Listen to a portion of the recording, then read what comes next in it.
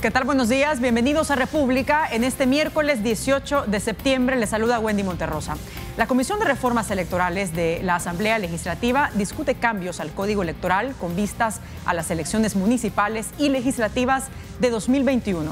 Entre las reformas destaca la creación de un Departamento 15 que represente a la diáspora en Estados Unidos y al que se le asignen 5 diputados y la despartidización de las juntas receptoras de votos, es decir, que sean los ciudadanos los garantes del proceso de votación. Como sabemos, en enero de 2012 los diputados aprobaron la ley especial para el ejercicio del voto en el exterior, pero el porcentaje de votos ha sido bajo en las dos contiendas electorales. En la pasada, de 5.948 inscritos en el padrón electoral, solo votaron 3.808. Magistrados del Tribunal Supremo Electoral insisten también en que es necesario que se garantice transparencia en el proceso y un presupuesto adecuado y en tiempo para evitar atrasos. De estos y otros temas hablaremos en la entrevista de esta mañana. Comenzamos.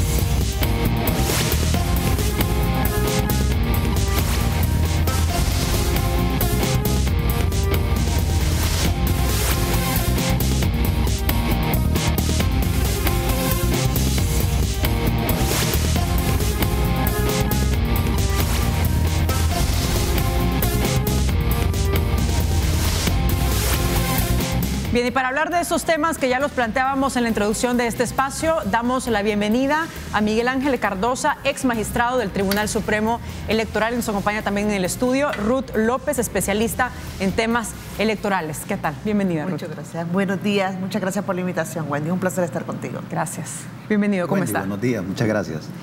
También haremos un enlace vía Skype hasta Guatemala con Diego Palma del Instituto Republicano de este país. Diego, buenos días. Hola, buenos días. ¿Cómo están? Buenos días. Gracias por aceptar nuestra invitación a este enlace Skype. Diego, me gustaría comenzar con algunas de las reformas que se están discutiendo en El Salvador al Código Electoral de cara a las elecciones 2021. Entre las más importantes se destaca el voto en el exterior para los comicios municipales y también legislativos y el hecho de la ciudadanización de las juntas receptoras de votos. Entiendo que en Guatemala este año, precisamente en las elecciones de junio, ustedes comenzaron con este proceso de voto en el exterior. Me gustaría que comenzáramos por acá, que nos explique cómo ha funcionado y de qué depende, a su juicio, la efectividad o no de este mecanismo. Gracias por la invitación. Mira, en Guatemala, como bien dices, fue el primer ejercicio que se hace con respecto a voto en el exterior. Sin embargo, se tomó como un plan piloto y solo se realizó en 3 ciudades de Estados Unidos. En las más grandes, donde hay mayor representación de guatemaltecos. Como lo es el caso de El Salvador, la gran mayoría de los extranjeros, de nuestros connacionales, viven en Estados Unidos o se centralizan en Estados Unidos. Esto conlleva cierto grado de dificultad, ya que muchos de ellos todavía están en una relación irregular, hablando migratoriamente. Entonces, el mecanismo más utilizado es el voto postal, en el que con anterioridad al día de las elecciones se le debe enviar un paquete conteniendo las diferentes cartillas para poder votar y luego así deben regresarlo nuestros connacionales. Esto dificulta mucho el hecho de poder hacerlo porque no se puede corroborar el hecho de que siguen viviendo ahí, de que la dirección que tienen registrada es realmente la correcta. Y otra de las maneras en las que se podría hacer y se vuelve más barato el tema del voto en el exterior es pudiendo votar en los consulados. Esto se complica por el temor, sobre todo por el recrudecimiento del tema migratorio en Estados Unidos, ya que muchos de ellos, al tener un carácter irregular, no van a llegar un día X específicamente a votar en los consulados. En el caso de Guatemala, como te decía, solo fueron 3 ciudades y votaron cerca de 1.500 personas. Un número muy, muy bajo, siendo cerca del 2-3% de lo que esperábamos que votaran en Estados Unidos. ¿Qué aspectos, aparte de los que ya mencionas, Diego, crees tú que se deben de modificar para poder establecer este procedimiento de voto en el exterior? Porque el porcentaje bajo también lo tenemos nosotros. Eso lo observábamos en las elecciones presidenciales de este año con un padrón arriba de 5,000 y donde votaron solamente 3,808 personas de este padrón. Realmente que voten muy pocas personas en el exterior no es un problema único de Guatemala o El Salvador, se da casi en todos los países del mundo. Acabamos de llevar a un grupo de organizaciones de sociedad civil a México a conocer, uno de los temas a conocer fue específicamente el voto en el exterior y pudieron reunirse con el Instituto Electoral de la Ciudad de México, quien está implementando un plan piloto muy interesante de voto en el exterior por medio de Internet, con ciertas medidas de seguridad, con un enlace encriptado, con doble verificación, por ejemplo, de huella, de iris, de reconocimiento facial, y esa podría ser una de las soluciones para abaratar el costo y para que más personas en el exterior puedan votar, porque esto les permitiría votar desde su celular, desde su computadora, desde su propio trabajo, si ese día obviamente no tienen un permiso especial para poder ir a un consulado a votar, y hacerlo en cualquier momento. A tu juicio, Diego, y para ir finalizando, ¿cuáles son los principales problemas que tiene nuestro sistema electoral y también compartido con Guatemala, digamos los sistemas electorales de Centroamérica, aparte de estos puntos que ya has mencionado?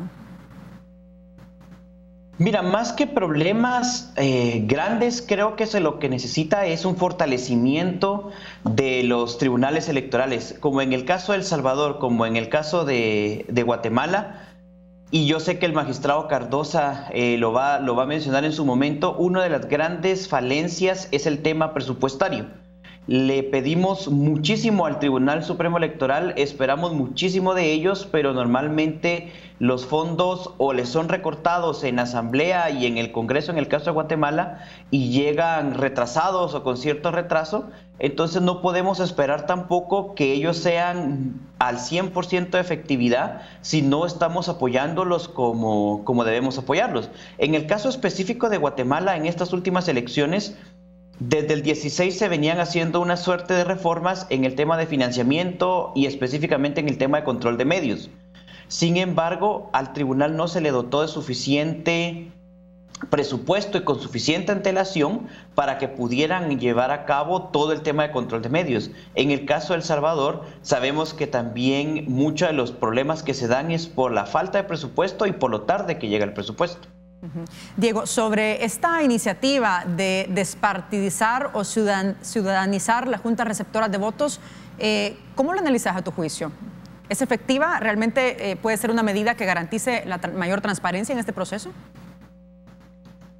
Mira, nuevamente en el caso de Guatemala, por ejemplo, venimos trabajando con voluntarios desde principios de los 90s. Entonces sabemos que se puede, sabemos que el sumarse, por ejemplo, los ciudadanos a ser parte y que ellos sean los que cuiden mi voto y dándole esa propiedad de decir yo estoy cuidando mi voto, el de mi familia, el de mis amigos y el de mis vecinos, porque yo estoy en una junta receptora de votos donde yo voto, o donde vota mi familia, o donde votan mis amigos, en la misma suscripción de la que estoy cerca yo. Sin embargo, y eso es uno de los temas que también exploramos en este intercambio con sociedad civil en México, el tema de la ciudadanización o despartidización de las juntas receptoras de votos debe ser pensado en un tema más a largo plazo. Ha tomado, en el caso de México, en el caso de otros países, también en el caso de Guatemala, consolidar una base de ciudadanos que entiendan la necesidad y el privilegio que hay de participar en una junta receptora de votos. Sabemos que en las últimas elecciones, donde ya se hizo una suerte de despartidización, el tribunal tuvo que revisar y evaluar muchísimas solicitudes de la gente que no participar.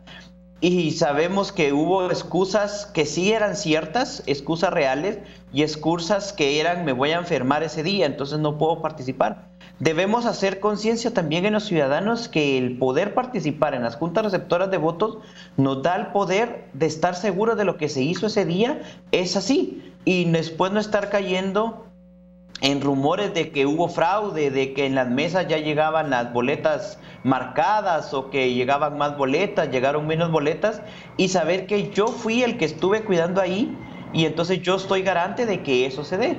Lo que sí se debe entender es que es un proceso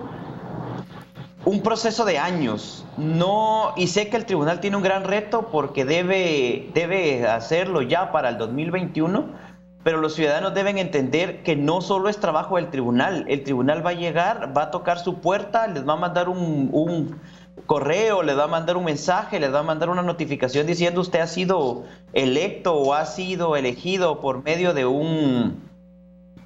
del método que utilicen, y los ciudadanos van a tener que responder.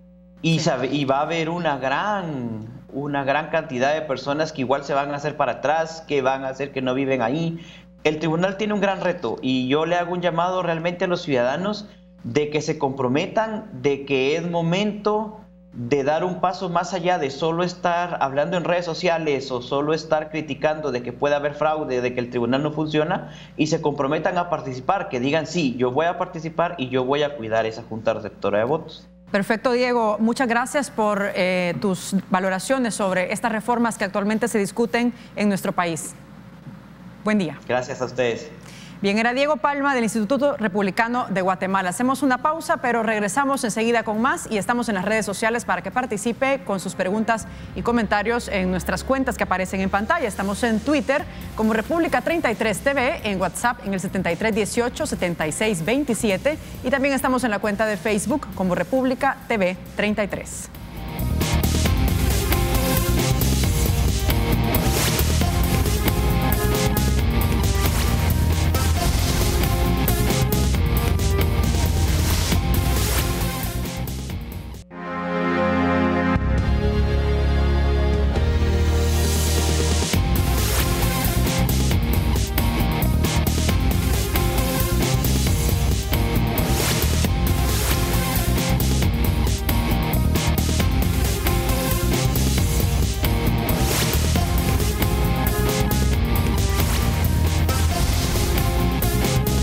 Bien, estamos de regreso conversando sobre las reformas al Código Electoral que se discute en la Asamblea Legislativa, y en el estudio nos acompaña Ruth López. Ella es experta en temas electorales, y el ex magistrado Miguel Ángel Cardosa del Tribunal Supremo Electoral. Antes de conocer sus valoraciones sobre estas disposiciones, estas modificaciones que se han estado haciendo, se han estado discutiendo en la Asamblea, me gustaría que viéramos unas declaraciones que dio el magistrado Julio Olivo. Adelante.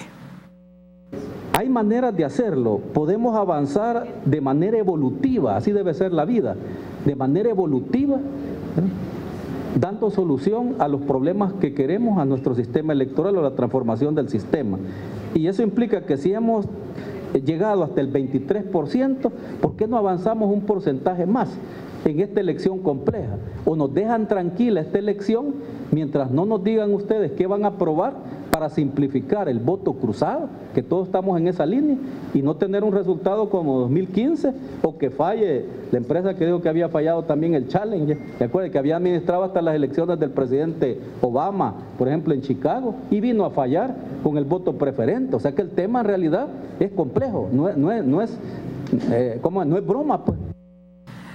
Bien, el magistrado Julio Olivo hablaba sobre esta propuesta, Ruth, que es la despartidización o ciudadanización de las juntas receptoras de votos. También lo apuntaba ya Diego Palma en el enlace vía Skype y decía, Diego, es un proceso que debe hacerse a largo plazo y es bastante complejo. ¿Cuáles son tus valoraciones sobre esta medida? Bueno, primero creo que es importante puntualizar que estamos hablando de una despartidización de las juntas receptoras de votos, de los organismos electorales temporales, y no de una ciudadanización, porque ciudadanos somos todos, también lo son aquellas personas que pertenecen a los partidos políticos. Okay. Entonces vamos a hablar de una despartidización de las juntas receptoras de votos. Yo coincido, a mí me gusta mucho lo que ha dicho Diego Palma, porque yo creo que tiene que haber un proceso progresivo de empoderamiento de la ciudadanía. Claro, esa progresividad, nosotros ya tuvimos una primera etapa en las elecciones anteriores donde hubo una integración de los ciudadanos no pertenecientes a partidos políticos, y yo creo que, bueno, es posible dar un siguiente paso. Esta propuesta va acompañada de la reducción de 5 a 3 miembros de juntas receptoras de votos.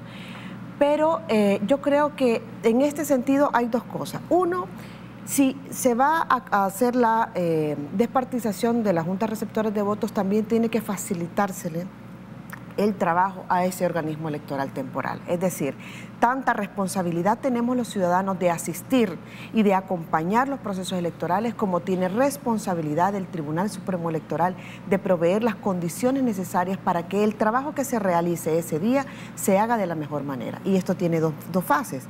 La primera es la etapa de la capacitación, que tendrá que ser antes. Hoy hay una aula virtual, hay algunas condiciones dentro del Tribunal Supremo Electoral que pudiera facilitar esta capacitación de una mejor manera, más ágil, etcétera, utilizar mecanismos virtuales también, pero también el día del escrutinio, o sea, el día de la jornada electoral. ¿Por qué? Porque hemos visto cuáles son las dificultades que se presentan y sobre todo en elecciones como las que vamos a tener ahora. O sea, en elección 2021 vamos a tener las mismas condiciones de 2015. Vamos a tener las mismas elecciones que tuvimos en el 2015 con la misma complejidad e incluso con complejidades adicionales si acaso se llega a terminar de implementar el voto desde el exterior, por ejemplo, para los salvadoreños residentes en el caso de los diputados, porque creo que es necesario hacer esa diferencia, ¿verdad? En el caso de los diputados y en el caso de los consejos municipales. Pero esto ya es una complejidad para el Tribunal Supremo Electoral. En cuanto a la Junta Receptora de Votos, yo creo que hay que, de la misma manera, insisto, en que se le dan a los ciudadanos se nos reclama, ¿verdad?, una mayor participación, y es correcto porque en la medida que los ciudadanos nos involucramos también somos garantes del proceso electoral. Normalmente eso es un tema que ha sido dejado a los partidos políticos y también los ciudadanos tenemos que involucrarnos y tenemos que asumir una responsabilidad con el proceso electoral. No es cuestión de cultura eso, que los ciudadanos poco a poco se vayan, digamos, interesando a poder estar dentro de esta Junta. Por eso mencionaba que también tiene otra fase importante, que no es solo la capacitación de las juntas receptoras de votos de los organismos electorales temporales en general, sino también de la formación cívico-democrática que nosotros tenemos que tener incorporados también en nuestros planes de estudio, porque esto es un tema progresivo, de formación progresiva de la ciudadanía. Pero aquí yo creo que es importante también señalar la relevancia que tiene este otro mecanismo que te decía de facilitarle al ciudadano, a los ciudadanos que van a estar en las juntas receptoras de votos, las condiciones necesarias, y eso requiere presupuesto. ¿Por qué requiere presupuesto? Porque el tener un equipo informático también requiere capacitación, pero requiere presupuesto para poder ejercer todas estas funciones de una mejor manera. ¿Y qué es lo que está pasando? Y aquí voy a retomar una idea que decía Diego y que me imagino que el doctor Cardosa la vaya a tomar también, y es el tema presupuestario del Tribunal Supremo Electoral. Hay dos artículos que para mí son esenciales. El tribunal cada vez exige una mayor autonomía en materia presupuestaria. Sin embargo, yo creo que hasta estas alturas ha habido también una violación por parte del Ministerio de Hacienda a lo largo de los años de dos artículos del Código Electoral, específicamente el artículo 42 y el artículo 274 del Código Electoral. ¿Por qué el artículo 42? Cuando nos referimos a los presupuestos ordinarios, el artículo dice que corresponde al Tribunal Supremo Electoral, de acuerdo a sus necesidades, a sus evaluaciones, ¿verdad?, hacer un presupuesto. Y el Ministerio de Hacienda siempre baja. Y el Ministerio de Hacienda siempre lo baja. Este caso, este año, por ejemplo, el Tribunal Supremo Electoral, entiendo que antes de terminar el organismo anterior, envió una solicitud de presupuesto de 16 millones de dólares para el Tribunal Supremo Electoral, que incluye cartografía, incluye, o sea, la actualización de la cartografía electoral, incluye también todo el tema de consulta ciudadana. Nosotros empezamos proceso electoral, si las elecciones van a ser el 28 de febrero, vamos a empezar precisamente el 28 de febrero del 2020, vamos a iniciar el proceso electoral. Aunque nuestra regulación dice que el proceso electoral inicia con la convocatoria de elecciones, eso no es cierto. El proceso electoral inicia precisamente con la elaboración de los instrumentos que en estos momentos están: calendario electoral, presupuesto electoral y además el plan general de elecciones. Y se empieza a ejecutar efectivamente. La primera fecha es la que tenemos próximamente, ahora va a ser el 28 de febrero del 2020, con la suspensión de los cambios de domicilio. Esto requiere una campaña, requiere que la ciudadanía sepa, requiere que la ciudadanía esté informada de cuál es el efecto de cambiar su domicilio en un momento posterior, tal y como están las condiciones actualmente en nuestra regulación. Y el otro artículo relacionado a esto es el 274 que ya te decía, en el que dice expresamente que el tribunal va a elaborar su presupuesto extraordinario y los presupuestos especiales de acuerdo, y dice, sí, de acuerdo a las necesidades, a los conocimientos del tribunal, y se aprobará sin que el Ministerio de Hacienda pueda hacer modificaciones. Lo dice expresamente la ley. Y eso realmente no es así, y prueba de esto es que ahora tenemos una solicitud de 16 millones y una aprobación de un techo presupuestario que ronda los 9 millones para el tribunal. Yo creo que el tribunal en eso tiene que también asumir su autonomía. Es difícil, o sea, le toca pelear con el Ministerio de Hacienda, vamos a decirlo en términos... Pero si está establecido en el artículo, en esos dos artículos sí, que nos explicas, entonces tiene las facultades el Tribunal Supremo Electoral para poder exigir ese presupuesto, ¿no? Claro, lo que pasa es que una cosa es la exigencia y otra cosa es que se lo terminen dando, porque el tribunal puede exigirlo. Yo creo que uno de los problemas que tuvo el organismo anterior es precisamente que no supo hacer valer precisamente su máxima autoridad como en materia electoral, en temas presupuestarios. Sé que es un tema complejo, porque además esto pasa por la aprobación de la Asamblea. La aprobación de la Asamblea también pudiera decir, no, mire, fíjese, Ministerio de Hacienda, que el tribunal lo que ha requerido es tanto, y usted lo que nos está enviando es tanto. Sin embargo, recordemos que el Tribunal Supremo Electoral es un órgano de control hacia los partidos políticos que también integran la Asamblea Legislativa. Entonces, en esa relación donde el tribunal debiera o es un órgano de control constitucionalmente hablando, ¿verdad?, también los partidos dentro de la Asamblea Legislativa no han asumido que el tribunal tenga esta máxima autoridad. O sea, ha habido un problema tanto del Ejecutivo en el momento de otorgar los fondos, ha habido un problema del tribunal en que no ha sabido también luchar por su presupuesto, ¿verdad?, y defender su presupuesto, y también ha habido un tema en la Asamblea Legislativa que no ha tenido, creo yo, no sé si diría voluntad en este caso, pero también no ha habido una acción por remediar esas dificultades presupuestarias que ha tenido el tribunal. Ok. Doctor Cardosa, ¿qué puede agregar usted a estos puntos que ha señalado Ruth y que también ya lo decía Diego sobre los principales, digamos, dificultades que se tienen actualmente en la parte de presupuesto, pero también estos puntos que se están discutiendo sobre la despartidización y que tan preparados estamos, de acuerdo al sistema electoral, al presupuesto que se tiene para las elecciones de 2021, agregar estas disposiciones nuevas? Yo creo que el problema es más de fondo. Digo de fondo porque llegó el momento de que el diseño del sistema electoral, el diseño del mismo Tribunal Supremo Electoral ha sido superado por la realidad.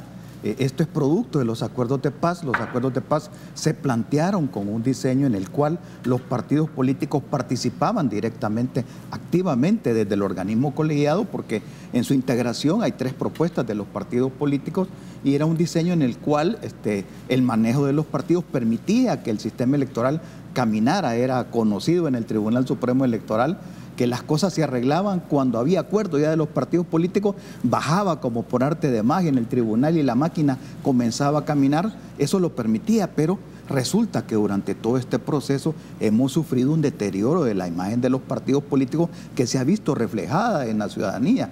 No nos hemos preguntado por qué es que el ciudadano no quiere participar. No es porque no solamente no tenga las condiciones, es porque no se siente posesionado de un sistema que ya no siente que le representa como tal, y eso necesita que el país vuelva otra vez a sentarse como se sentó para los acuerdos de paz, para crear nuevos acuerdos en sistema electoral y se pueda debatir realmente el fondo del asunto. Es conveniente que siga estando el manejo de los partidos políticos el sistema electoral porque está basado en el sistema de la desconfianza. O sea, los partidos están ahí, la integración de las mesas tiene esa lógica con la presencia de los partidos políticos porque es un reflejo de lo que los firmantes de los acuerdos de paz dejaron planteado en la Constitución, que se integrarán los organismos electorales garantizando de que no predomine un partido sobre otro, porque ellos los van a hacer presentes. Entonces ellos van a llevar a los partidos políticos. Yo creo que es necesario hacer un debate más a fondo, pero tenemos un problema grave y es que cada 2 años tenemos elecciones.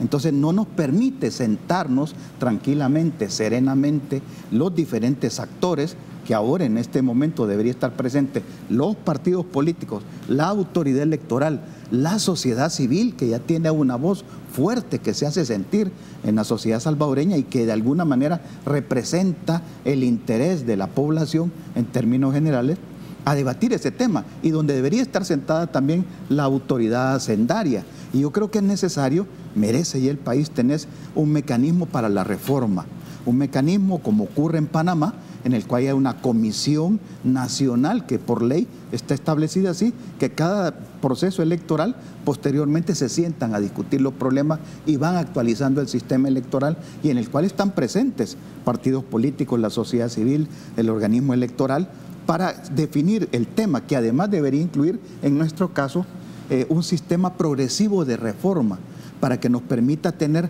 reformas a largo plazo y reformas a corto plazo. Porque lo que ocurre es que ahorita ya estamos metidos en las reformas para el año 2021. Sí. Ya estamos en ese debate justo le iba a preguntar. Y eso no nos permite ver el fondo del asunto. Estamos metidos en ese debate, pero fíjese lo que le estoy planteando.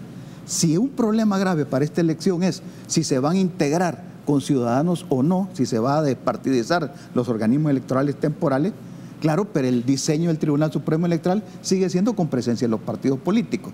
Entonces, ¿cómo vamos a hacer cumplir el artículo 209 de la Constitución que dice que vamos a verificar que en la integración de los organismos no predomine un partido sobre otro? ¿Cómo lo vamos a hacer?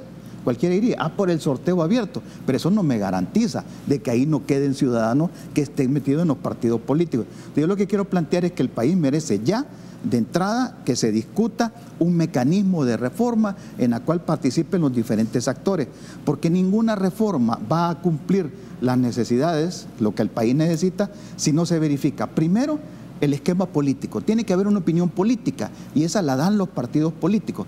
Tiene que haber una opinión técnica y el encargado es el Tribunal Supremo Electoral, que conoce técnicamente cómo hacer las elecciones. Tiene que haber una opinión social. Tenemos que ver qué pasa con la sociedad y eso pudiera cubrir ese espacio la sociedad civil. Y deberíamos de tener también una opinión hacendaria, porque aquí resulta que con la complejidad que tienen las elecciones, el tribunal prepara un mecanismo para responder a esa complejidad, pero resulta que la autoridad hacendaria dice, no hay dinero para eso. Sí. Y deberían de estar presentes también. A ver, de acuerdo con lo que dice entonces, doctor, y lo que ha explicado, digamos, que nos lleva a pensar los problemas más estructurales que puede tener el sistema, más de lo que estamos viendo por encimita hasta el momento. Entonces, no estamos preparados para poder incorporar estas modificaciones que se están discutiendo para 2021. Es decir, que garanticen una eficacia. Aunque no estemos preparados, hay que enfrentarlas. Aunque no estemos preparados, hay que enfrentarlas porque tenemos ya estamos en elecciones. Ya estamos en elecciones. Si bien es cierto, la ley dice que un año antes ya no permitimos que ingresen al padrón electoral o al registro electoral el cambio de domicilio, ya no es posible, pero resulta que como ya tenemos nuevos mecanismos, porque no hemos armonizado la ley de partidos políticos con el código electoral, ya tenemos las internas que se van a celebrar hoy antes por el cambio de fecha de elecciones, además por la complejidad en el tema del conteo de votos en las mesas, como bien decía Ruth, se necesita apoyo a la mesa para que puedan contar. Ya desde ya había que estar trabajando el sistema de transmisión de resultados, el sistema de mejorar el conteo de votos en la mesa. Eso ya debería estarse trabajando, o sea, ya ahorita deben de haber actividades, ya deberían estarse realizando actividades para preparar las elecciones. La complejidad nos ha metido un mecanismo en el cual estamos constantemente revisando elecciones. A pesar de que vamos a tener que diferir el debate estructural, tenemos que enfrentar los retos para el 2021. Aunque los diputados han dicho que tienen hasta diciembre para poder aprobar estas modificaciones. Sí, lo que pasa es que una cosa es incluso la reforma que se hizo al Código Electoral, en que un año antes no se deben hacer reformas, un año antes de las elecciones no se deben hacer reformas, pero eso es un tema. Y otro tema, como decía el doctor Cardosa, es que durante todo este tiempo, ahorita el Tribunal Supremo Electoral está haciendo el Plan General de Elecciones. Es decir, a mí me resulta muy simpático cuando la gente piensa piensa, normalmente pensamos de que el tribunal solo trabaja el día de las elecciones y quizás unos 3 meses antes, pero nada menos cierto que eso. O sea, el tribunal y las personas que trabajan en el tribunal pasan su vida pensando precisamente en procesos electorales. Y a veces hemos tenido casos, como en el caso de 2018-2019, en que tenemos elecciones con diferencia de un año. O sea, una de las reformas que tiene que plantearse es precisamente, sentémonos, o sea, en este mecanismo, yo celebro realmente de que ya se esté de alguna manera instalando el sistema de que en la Asamblea Legislativa estén llamando al Tribunal Supremo Electoral. Esta es la segunda ocasión que yo conozco que se le llama al Tribunal Supremo Electoral para escuchar su opinión sobre la reforma o sobre un intercambio de reformas. Lo hicieron en el organismo anterior y ahora el día de ayer. Yo creo que es excelente, pero también hay que avanzar porque aquí tiene que estar integrada también la sociedad civil en un mecanismo coincido como el de Panamá, ¿verdad? Lo que pasa es que si nosotros tenemos magistrados del Tribunal Supremo Electoral que son electos cada 5 años, hay que pensar si es necesario cambiar esos periodos o entrelazarlos o cruzarlos. ¿Por qué? Porque eso garantiza también una continuidad en el trabajo. Sí.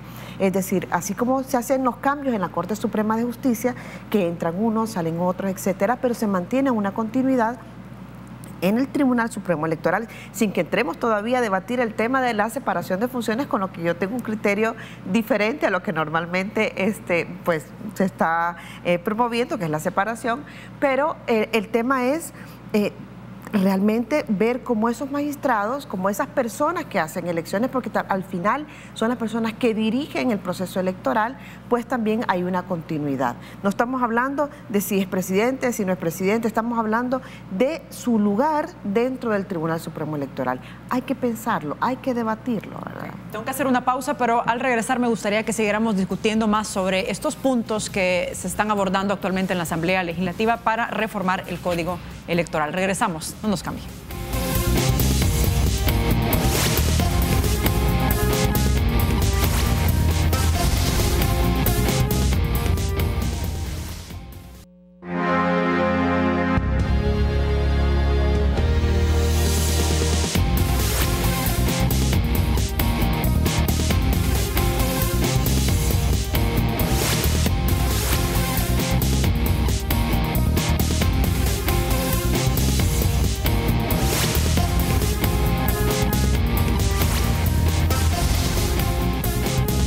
Estamos de regreso, 7 de la mañana con 11 minutos, conversando sobre las reformas al Código Electoral. En el estudio nos acompaña el ex magistrado Miguel Ángel Cardosa del Tribunal Supremo Electoral y Ruth López, experta en temas electorales.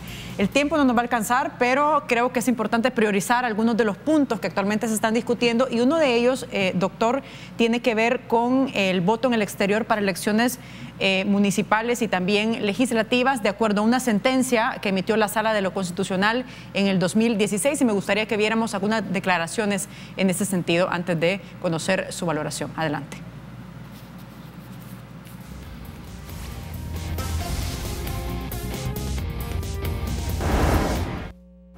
Estamos proponiendo que nos hagan partícipe de la vida política de El Salvador, así como nos han hecho de la vida, partícipes de la vida económica, que puedan entender las necesidades que tenemos en el exterior. ¿Qué tipo de necesidades tiene la comunidad en el exterior? Por ejemplo, se muere alguien, ¿cómo repatrian ese cuerpo? La gente anda haciendo carnes asadas, recogiendo dinero en cajitas y nadie mira por el consulado, no puede ayudar, Cancillería no siempre va a estar ahí, no hay nunca nadie que pueda decir los salvadoreños no pueden votar bien. La proporción que le corresponde a la circunscripción del exterior son 5 diputados, de acuerdo con los 350.000 que están registrados en el registro electoral. Bien, prácticamente por el tiempo tenemos 2 minutos para las respuestas sobre estas valoraciones. Doctor, ¿cuál es su impresión, su lectura sobre esto? La creación de un departamento 15 y que tenga representación de 5 diputados, piden los salvadoreños en el exterior. Sí, además pidieron mejorar la forma de votar y pidieron pasar del voto por correspondencia a voto por internet, que sería una ventaja. Y no hay que olvidar que los salvadoreños para poder votar tienen que estar documentados. Exacto. Y hay que buscar un mecanismo para darles el DUI. Ahora, ¿cómo logramos que una sentencia que hasta ahora la ha incumplido la Asamblea Legislativa se cumpla en estos días, verificando la petición que ellos hacen? Un departamento 15 hay que valorar cuál es la población, porque la base de los diputados es en base a la población, y hay que saber cuál realmente es la población que esté en el exterior y ver la posibilidad de que se haga una circunscripción. Ahí hay que hacer un análisis de carácter legal y constitucional, porque hay un artículo en la Constitución que pudiera entender que las circunscripciones para diputados solamente pueden estar en el territorio nacional. Pero yo creo que verificando los otros aspectos, si logramos resolver la forma de documentarlo, si logramos resolver la forma en que se mejore cómo van a votar los salvadoreños, pudieran tener una mayor participación. Y por las declaraciones que vimos hay otro tema fundamental, no solo documentar, sino que la relación que tiene el país con sus connacionales en el exterior, que eso le corresponde al Ministerio de Relaciones Exteriores. Y si no hay un mecanismo constante, una promoción constante de relaciones exteriores con los salvadoreños en el exterior, tampoco los salvadoreños tienen suficiente información de cómo van a hacer para votar. Ya lo decía la compatriota. Lo digo claramente. Sí, sí, sí. Y ese es un problema que tuvimos en la elección del 2019. No hay una comunicación directa, diferente a lo que pasó en el 2014. Hubo mayor acercamiento de relaciones exteriores con las comunidades en el exterior y se promocionó el voto. Para el año 2019 no tuvimos esa participación del Ministerio de Relaciones Exteriores y no hubo mayor contacto, no hubo mayor información a los salvadoreños en el exterior. Y yo creo que ha llegado el momento de debatir. Para votar en el exterior, creo que deberíamos de dar el salto cualitativo del voto por correspondencia a un voto por Internet. Claro, hay que superar las desconfianzas de los partidos políticos, pero tienen total razón los salvadoreños en el exterior, los hermanos cercanos. Tienen razón de ver cómo mejoramos su mecanismo de participación. Ellos tienen una incidencia en el país, tienen una incidencia de carácter económico fundamental y por lo tanto solamente eso nos permitiría decir hay que abrir los espacios para que puedan mejorar el voto del exterior. Ruth, tu lectura, y con esta disposición tendríamos 89 diputados en la Asamblea Legislativa. A eso voy. Primero, fui residente en el exterior 17 años, por tanto este es un tema que me toca, ¿verdad?, personalmente. Sin embargo, las propuestas que se han presentado, al menos esta propuesta, independientemente que la forma de votar tiene que mejorarse, tiene que facilitarse el ejercicio del sufragio. Aquí se han hablado dos cosas, uno del sufragio pasivo y otro del sufragio activo. Sufragio pasivo como aquella capacidad que tengo de ser parte del proceso electoral, de postularme como candidato.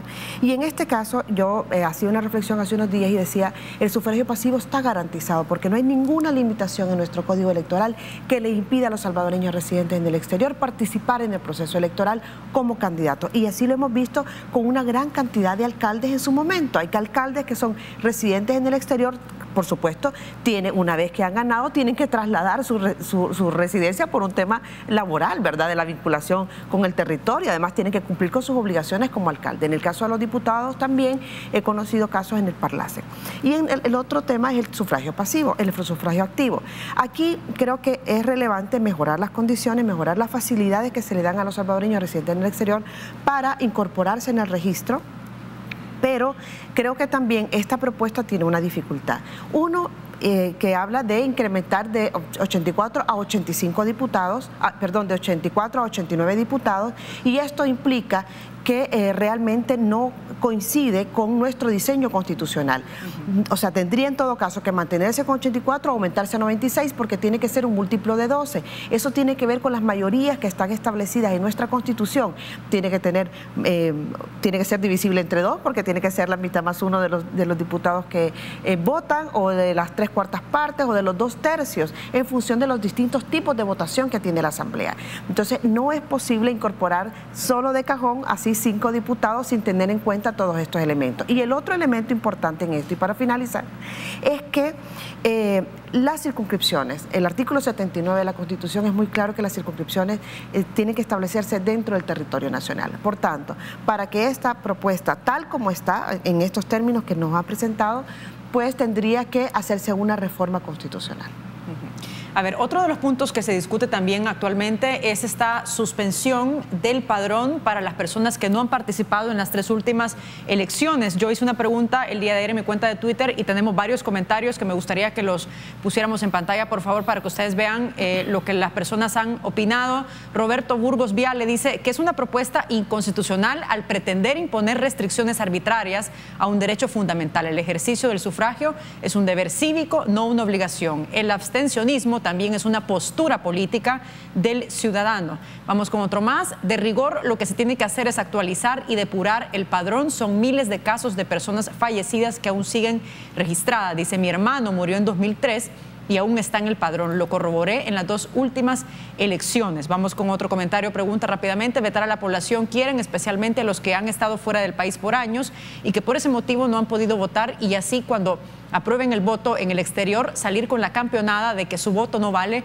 por no haberlo hecho antes. Tienen miedo que la Asamblea cambie. Saúl Baños dice, intentan desviar la atención, levantan un tema inviable por ser inconstitucional, que atiendan la orden de la Sala de lo Constitucional sobre voto en el exterior. Hay otro más, dice, a mi parecer, dice, me parece ridículo porque el voto es uno de los derechos primordiales que tenemos como ciudadanos. Ojalá y no avance con su propuesta, es decisión de cada uno ejercerlo o no. Vamos con el último porque tenemos varios comentarios. Mario Méndez dice, no votar también es una forma de enviar un mensaje a los partidos políticos. De esa forma el ciudadano dice, no me parece ninguna opción. Por otra parte está la gente que ha migrado. No estoy de acuerdo con la propuesta del tribunal. Doctor, comencemos con usted. ¿Qué le parecen estos comentarios?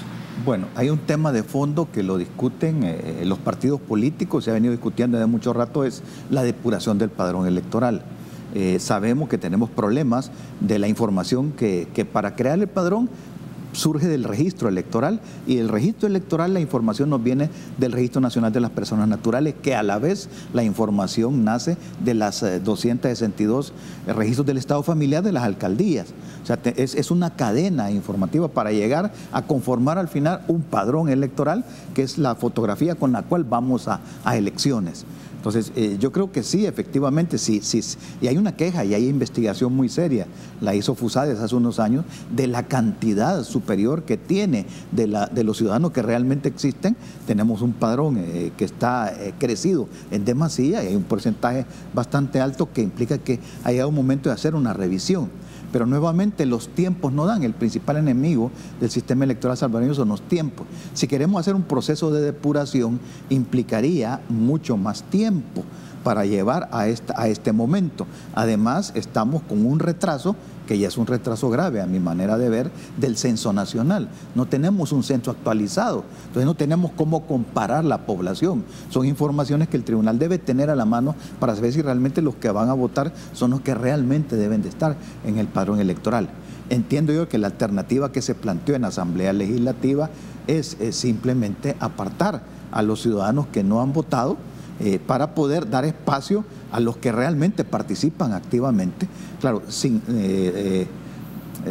quererle quitar el derecho al ciudadano de expresarse al momento de abstenerse también, porque es cierto, es una forma de expresión, que el ciudadano dice, no estoy conforme con el mecanismo, pero también es cierto que, como decía un ciudadano que escribió, también pueden haber muertos en el padrón que no han terminado de ser depurados por problemas que vienen desde la misma... Sí. El problema viene en la misma alcaldía, porque no le puedo limitar el derecho a una persona que no estoy seguro que sea realmente el fallecido.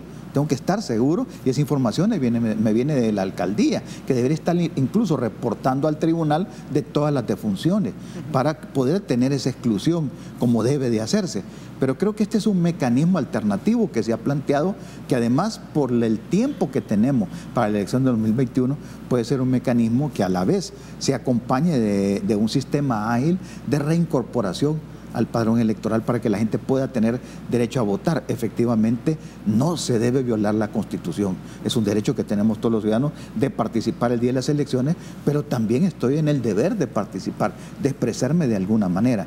Yo creo que ha sido mal tomada la información del debate que se planteó ayer en la Comisión de Reforma. Creo que había que revisar lo que el tribunal tenga. ¿Se ha explicado mal entonces esta medida? Creo que el tribunal debería explicarlo mejor. Ruth, ¿cuál es tu valoración? Y varios comentarios decían que es inconstitucional esta propuesta o esta medida. Yo creo que efectivamente se ha planteado mal la propuesta. Esto es un mecanismo que funciona en distintos países. Ni se saca del padrón, ni se suspende, tal como yo lo comprendía ayer de lo que dijeron los magistrados, ¿verdad? Pero ni se saca del padrón, ni se suspenden los derechos de las personas. O sea, el tema es cómo se organiza el padrón. El padrón es un listado de electores que se tiene en los centros por centros de votación y a la vez por las juntas receptoras de votos. Entonces, ¿qué es lo que hace este sistema, esta forma distinta o este mecanismo que de lo que entiendo que están hablando? Es que se pone en la última junta receptora de votos a los ciudadanos que no han asistido por más de 3 ocasiones a participar, a votar, ¿verdad? Si no votan, pues entonces quedan precisamente en esa junta receptora de votos, que además tiene también personas que son las colas, las famosas colas, porque las juntas receptoras de votos son de 600 electores. Normalmente no son números exactos, por tanto siempre hay una junta receptora de votos que queda con 50, con 100, con menos electores. ¿Esto qué facilita? Bueno, facilita la organización de las juntas receptoras de votos, del resto de juntas receptoras de votos, con ciudadanos que de manera más activa, ¿verdad?, han participado en el proceso, y se tiene además un dato más certero de la participación electoral. Pero no se suspende el padrón, es decir, de ninguna manera. El ciudadano que si no ha ido nunca en 5, en 10 elecciones, si nunca ha participado en elecciones y quiere ir a votar, pues entonces se va a encontrar ahí. Se va a encontrar en el mismo centro de votación, lo único que en una junta receptora distinta, en la que va a coincidir también con personas, precisamente como les comentaba, que es la cola, ¿verdad? Que es aquella cantidad de personas que quedan fuera de los 600. Pero eso es un tema, creo que de distribución, de organización electoral, no es un tema de vulneración de derechos. ¿Qué es lo que pasa? También hay otro factor y es el tema de la actualización y la depuración del registro electoral. Nosotros tenemos un registro electoral independiente. Lo que pasa es que el registro electoral toma la información que suministra, ¿verdad?, que brinda el Registro Nacional de las Personas Naturales. Pero, Wendy, nosotros tenemos una ley transitoria desde 1995 que le impide al Registro Nacional de las Personas Naturales ser realmente el ente rector de los registros del Estado familiar. Habría que derogar entonces esa ley. Por supuesto, o sea, hay que quitarle la transitoriedad porque en definitiva ya todo el marco regulatorio está hecho. Lo que pasa es que desde el año 1995 le dimos hay una ley, la ley del registro del Estado familiar, que tiene un carácter transitorio hasta que el Registro Nacional de las Personas Naturales no tuviera las condiciones necesarias para asumir su responsabilidad. Yo creo que han pasado casi, bueno, estamos hablando de más de 20 años, ¿verdad? 24 años, y ya hay tiempo suficiente. ¿Cuál es la discusión de esto? Bueno, ¿quién va a cobrar la partida?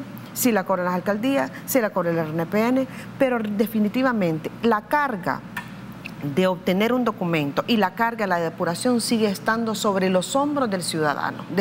Desafortunadamente es así, y eso tienen que asumirlo las instituciones. Hace unos años había un mecanismo de recolección de partidas, o sea, Wendy, con situaciones pueden ser simpáticas, que en un pick-up se montaba una fotocopiadora y se iba por todos los municipios recogiendo partidas de función, sobre todo para los procesos de depuración. Pero, o sea, creo que el país ha avanzado bastante, hay instrumentos, hay tecnología que se le puede aportar a esto, lleva recursos, requiere recursos, y tenemos que ser conscientes de que esto lleva recursos, pero hay que hacerlo precisamente, no solo para que tengamos datos más fiables, sino que precisamente para que las garantías de la existencia de un padrón depurado existan. Bien, tenemos que cerrar, les agradezco mucho y ojalá que podamos conversar en los próximos días sobre este tema. Gracias, Ruth. Gracias. Doctor, muchas gracias por habernos acompañado. A la orden, Wendy, a la orden. Hacemos una pausa, regresamos con más de República. No nos cambia.